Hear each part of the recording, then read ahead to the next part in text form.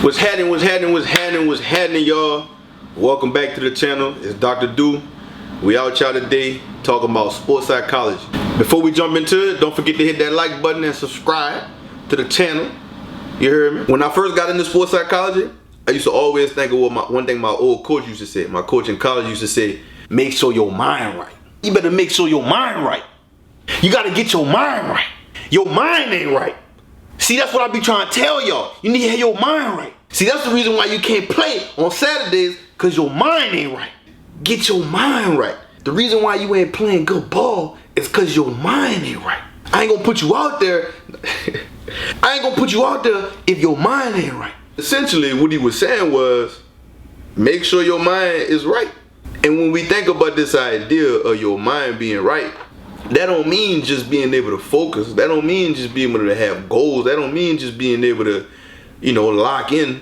That also means making sure that your mental is right, right? So are you an anxious person? How do you deal with that anxiety as an athlete? Are you depressed at this moment in your life? How do you cope with the depression that you might be experiencing? A part of making sure that your mind right is also attuning to those aspects of your mind. Like I said, today we're gonna talk about sports psychology. So we're gonna look at what is sports psychology, how we use it, how it's applied, and why it's important. So historically, sports psychology has been defined as the use of mental skills to increase the performance of athletes.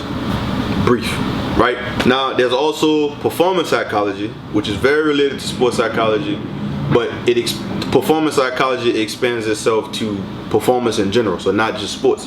So maybe you're working with musicians, or maybe we trying to help a cashier improve their cashier skill. We performance in general, right? Performance psychology, sports psychology. The formal definition of sports psychology is going to include another component that historically was left out, but nowadays we starting to see more and more application or more and more recognition for this side, and that's simply just the mental health component of working with athletes or working with performers. So whenever you hear a definition of sports psychology, it should definitely include the mental health component of caring for an athlete, making sure that their mental well-being, emotional well-being is intact and well. So now, according to APA, the American Psychological Association, they give a definition of sports psychology that is very well laid out. So what we have here is sports psychology is a proficiency that uses psychological knowledge and skills to address optimal performance and well-being of athletes, developmental and social aspects of sport participation, and systematic issues associated with sports settings and organizations.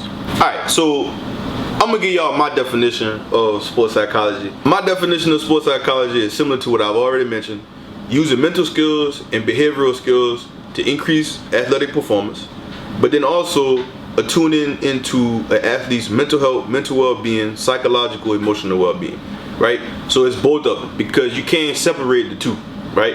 If somebody is depressed or if somebody is really anxious, 9 times out of 10, it's probably gonna have an impact on their performance. Now, a lot of times you'll hear athletes say, oh, well, my sport is the thing that helps me to cope with my mental health or cope with the things that are difficult in my life. And while that may be true, we still have to pay attention to, and we still have to acknowledge how these different mental and emotional issues may impact us while we're on the field. It's cool to be able to escape that for 4 quarters or for however long, but then you still have to deal with that aspect of yourself.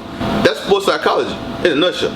Alright, so how do we apply this? How is sports psychology applied? When I think about the application of sports psychology, I think of 2 things, or how it's actually done. I think of 2 things. I think of a clinical setting, and then I also think of an athletic or performance setting. So we have traditional therapy situation. So you got therapist or counselor or clinician and an athlete, right?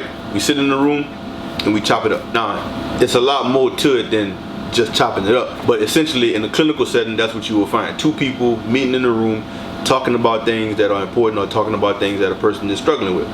Now also, sports psychology, and this is a unique thing about sports psychology, is you could also be doing this work out in the field, right? So you could be at a game, you could be at practice, you could be traveling to the game or traveling to practice. It's just not reserved for being in the room sitting across from each other and talking about things. So how do we actually do sports psychology? I'm glad you asked. So when I talk about mental skills, I'm talking about an array of different things. So we got imagery, we got goal setting, we got performance planning, we got performance routines, concentration, attention to detail, development of self-confidence, self-esteem, and competence in sport, cognitive behavioral self-regulation techniques, emotion management, leadership skills, sportsmanship. All of these things play into the application of sports psychology in one way, right? In the performance way. All those things I mentioned just now are more so on the performance side of things. But I also mentioned there's that mental health component, right? There's that emotional and psychological well-being component. On that side, we gonna have athletic motivation, eating disorders, weight management, substance abuse, grief, depression, anxiety, loss and suicide, overtraining, burnout, sexual identity issues, aggression and violence, athletic injury, career transitions, and one of my most favorite, identity crisis. I'll talk more about athletic identity in another video at some point. All of those different things I just mentioned attune more to that mental health component, right? The component that really plays into the emotional and psychological well-being of an athlete. Sports psychology also lends itself to a more expansive kind of application, which involves working with teams, working with organizations, working with parents, or working with other players that play a role in the life of an athlete. So these things fall under an area called consultation. Usually a sports psychologist is consulting with a coach, or consulting with a parent, or consulting with an organization. And what these things are going to look like are going to be team building, sport organization consultation, systems interventions with families and parents that's involved in youth sport participation, education with coaches around motivation and other strategies and techniques to improve performance, interpersonal and leadership skills, talent development, education with coaches and administrators to be able to detect early psychological or emotional challenges that can maybe put an athlete at risk. So why is sports psychology important? Sports psychology is important for many reasons. The top 3 reasons that I would say is: number 1, caring for the mental and emotional well-being of an athlete. Number 2, helping the athlete increase or maintain optimal performance.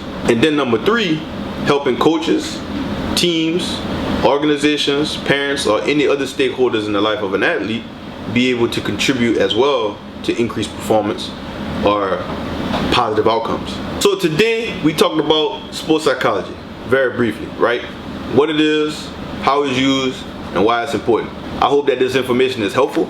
I know a lot of times in media, or when people loosely talk about sports psychology, a lot of different things come up. But sometimes it's helpful to be able to have a real concise, clear definition of what sports psychology is, how it's used, and then also why it's important. So I hope this video was helpful. Don't forget to like and subscribe. Keep tapping in with your boy, and I'm gonna holler at y'all next time. Peace.